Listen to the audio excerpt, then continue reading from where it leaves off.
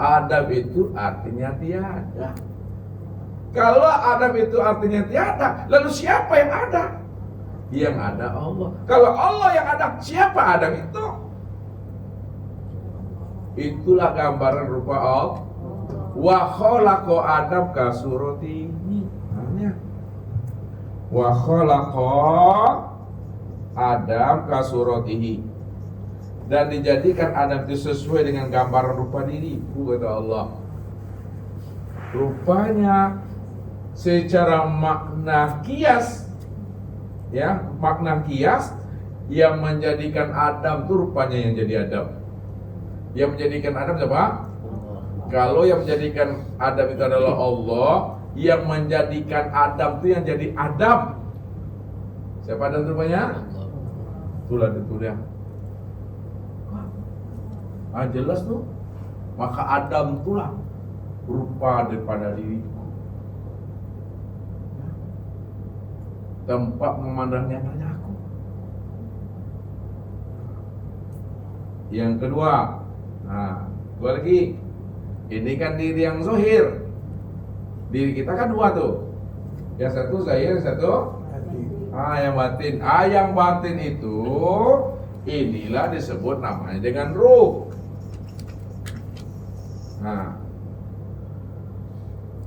Yang zahir ruh, kasar. Yang metafisik, bukan fisik, yang berkulit berdaging. Sementara yang batin ini adalah ruhnya metafisik, yang tidak berdarah, yang tidak berkulit, berdaging, berurat dan bertulang. Itu adalah ruh. Kenali asal usulnya. Rupanya ruh kita ini juga asalnya adalah Nur Muhammad. Kalaulah diri kita yang batin asalnya Nur Muhammad, diri kita yang zahir juga asalnya Muhammad, maka disebutlah namanya dengan Muhammad. Wah, sempurna itu, sempurna tuh. Kalaulah ini yang dikatakan namanya Muhammad, siapa? Muhammad itulah tempat memandang wujud Allah, namun sempurna dia disebut dengan insan. Disebut dengan insan. Jadi siapa insan? Lihat. Siapa insan? Siapa Adam? Dan siapa pula Muhammad? Siapa pula Allah? Insan itu rahasiaku. Adam itu rupaku. Muhammad itu wujudku. Allah itu diriku. Allah itu diriku. Muhammad itu wujudku. Adam itu rupaku. Insan itu rahasiaku. Aku menanggungnya. Menanggung apa Bapak Ibu? Aku yang menanggung zatku sendiri. Aku yang menanggung sifatku sendiri. Aku yang menanggung asmaku sendiri. Dan aku pula yang menanggung akan af'alku sendiri. Maka zat, sifat, asma dan af'al itulah yang disebut namanya wujudullah. Ini lihat, wujudullah. Wujud Allah. Ini azat itu kalau betul-betul wujud Allah, nyata pada insan, terlihatlah pada batang tubuh. Terlihat pada batang tubuhnya. Ini zat, ya. Memang betul-betul wujud Allah. Lihat, af'al Allah nih nyata pada insan itu terlihat pada batang tubuh. Asma Allah pada insan itu terlihat terpandang daripada hati. Sifat Allah pada insan terlihat pada ruh. Zat Allah pada insan terpandang daripada sir. Jadi sirnya Bapak Ibu, rahasia diri Bapak Ibu itulah rahasia zat tuh. Ruhnya Bapak Ibu, itulah sifatnya zat tuh. Hatinya Bapak Ibu itu asmanya zat. Ya, kemudian tubuh Bapak Ibu itulah af'alnya zat itu sendiri. Makanya disebut wujudullah, wujudnya Allah atau ainullah. Nah, jadi siapa yang telah kenal akan asal usul dirinya, pastilah dia kenal Allah. Karena Allah lah yang wujud, Allah yang awal, Allah yang akhir, Allah yang zahir, dan Allah yang batin. Tidak ada selain pada dirinya. Dan nyata atau belum tuh Bapak Ibu? Dan nyata ada. Bagaimana nyatanya itu? Ya terangnya itu gimana? Wujudnya itu gimana? Ya bagaimana adanya itu?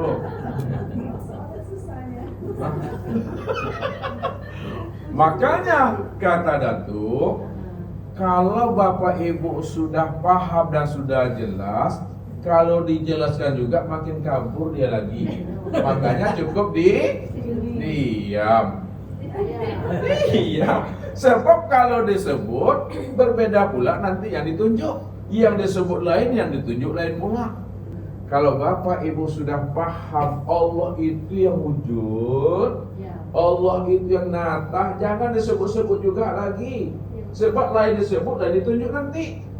Cukup antuk sela kata Ibu Datin tu. Anyang sela, uskut takut, diam saja. Jangan disebut lagi. Cukup diam di dalam paham di dalam keheningan, hening di dalam kesadaran. Itu yang disebut kesadaran Tuhan. Kesadaran Tuhan itu maksudnya hanya Allah sebenar-benarnya yang wujud itu. Tak ada lain daripada dirinya. Disitulah Bapak Ibu selalu mengitikadkan La ilaha illallah. Apa maknanya la ilaha illallah? Tidak ada yang nyata, melainkan yang nyata itu hanya Allah. Udah sempurna nyatanya itu. Tak katam ngaji itu. Tak katam.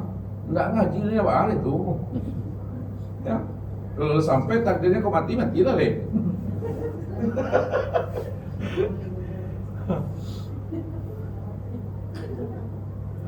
Yang ketiga, ini terakhir lagi.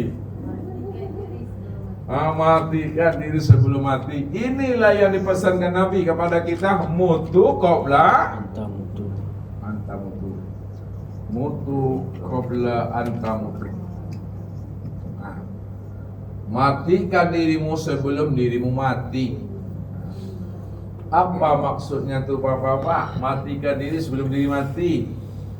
Atau matikan diri setelah ajal sampai. Konyol lah sudah. Matikan diri sebelum diri mati itu maksudnya matikan keakuan diri sebelum datangnya sakratul maut. Sebelum datangnya ajal, sebelum datang malaikat, matikan keakuan diri itu. Keakuan apa yang dimatikan sebelum datangnya ajal? Nah, lihat keakuan itu. Matikan keakuan diri yang merasa diri Bapak Ibu yang bersifat wujud. Ini adalah satu.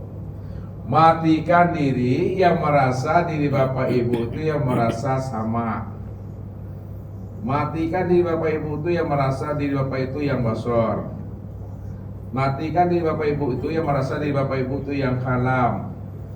Matikan diri Bapak Ibu itu yang merasa diri Bapak itu yang ilmu. Matikan diri Bapak Ibu itu yang merasa kodrat, yang merasa irodat, dan yang merasa hayat. Kalau diri telah mati, ya, maka disitulah letak kesempurnaannya. Kesempurnaan mati itu apa? Hidup. Kesempurnaan mati apa? Hidup. Belum. Itu jawaban Abu apa atau Abu Nawas tuh. Kesempurnaan mati itu apa?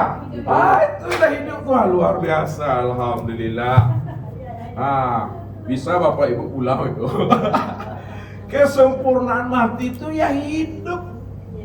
Kesempurnaan tuli mendengar. Kesempurnaan buta Kesempurnaan bisu, kata kesempurnaan bodoh, mengetahui, mengetahui.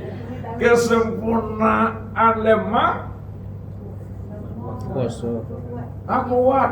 Kesempurnaan papa, kehendak, berkehendak. Kesempurnaan tiada, ada. Kalaulah kesempurnaan tiada itu adalah ada, maka siapa yang sebenar ada? Allah. Kalaulah kesempurnaan mati adalah hidup, siapa yang hidup? Allah. Kalau kesempurnaan buta itu adalah melihat, siapa sebenarnya melihat? Kalaulah kesempurnaan bisu itu berkata, siapa sebenarnya yang berkata? Ya Allah. Dan terang dan nyata itu Bapak Ibu. Ini yang dimaksudkan oleh Allah tuh melalui nabinya. Innal abdi iza ahbabtuhu qataltuhu fa iza qataltuhu anadiyatahu. Sesungguhnya hambaku iza ahbabtuhu, apabila aku telah cintai dirinya. Adalah siapa yang betul-betul jadikan Allah kekasihnya, siapa yang betul-betul dijadikan Allah sebagai habibahnya, aku bunuh dia. Allah bunuh keakuan kita. Kalau Allah dah bunuh keakuan diri kita, itu artinya kita betul-betul tak ada punya diri lagi, tak ada bisa melihat dan mendengar berkata lagi. Ketika Allah dah bunuh diri kita, wa ana dia tahu, aku pengganti daripada diri yang aku bunuh itu. Allah pengganti diri yang telah dibunuhnya tuh. Allah pengganti daripada diri hambanya. Kalau Allah pengganti daripada diri hamba yang dibunuh itu, maka akulah yang wujud pada dirinya. Itu maksudnya. Akulah yang melihat pada matanya, aku yang mendengar pada telinganya, aku yang berkata pada kalamnya, aku yang mengetahui pada hatinya, aku yang kuasa pada tulangnya, aku yang berkehendak pada darahnya, aku yang hidup pada jiwanya, kata Allah. Disitulah letaknya aku berdiri dengan sendirinya. Pada saat Bapak Ibu sudah sempurna mengenal Allah, zahir dan batin Allah, awal dan akhir Allah, kalla lisanahu, kelu lidah Bapak Ibu. Jangan sebut-sebut juga lagi Allah. Ya, diam saja kita lagi. Kenapa? Karena Bapak Ibu dah sadar sesadar-sadarnya, yang menyebut dengan yang disebut itu juga orangnya. Yang memandang dengan yang dipandang itu juga orangnya. Yang memanggil dengan yang dipanggil itu juga orangnya. Ainian katakan dari Allah, ya. Nih kesimpulan terakhir. Dari Allah, bagi Allah, dan untuk Allah. Nah, dari Allah, bagi Allah, dan untuk Allah. Tidak ada dari Allah bagi hamba, tidak ada bagi hamba untuk Allah. Karena Allah cuma yang ada di situ. Tidak ada siapa-siapa di situ. Kalau Bapak Ibu udah paham semuanya dari Allah, bagi Allah dan untuk Allah, disinilah makna kala lisanahu itu. Kala lisanahu. Diamlah Bapak Ibu, diam. Jangan disebut-sebut juga lagi. Bukan Bapak Ibu tak bicara ya. Tetap panggil aja udah tuh. Panggil aja bini itu. Tapi kita dapat udah bini itu tiadalah nyatanya diri Allah. Hilang syirik di situ. Mungkin itu Bapak Ibu ya. Kalau Bapak Ibu udah kenal, itu namanya liqa. Kalau udah liqa udah musadar itu. Kalau sudah musadar bermuajahah di situ letaknya fana. Fana itu udah hapus diri Bapak Ibu. Maksud hapus itu sadar sesadar-sadarnya diri Bapak Ibu tidak ada. Ketika di Bapak Ibu udah fana, itulah letaknya baqa, dalam berkekalan itu namanya.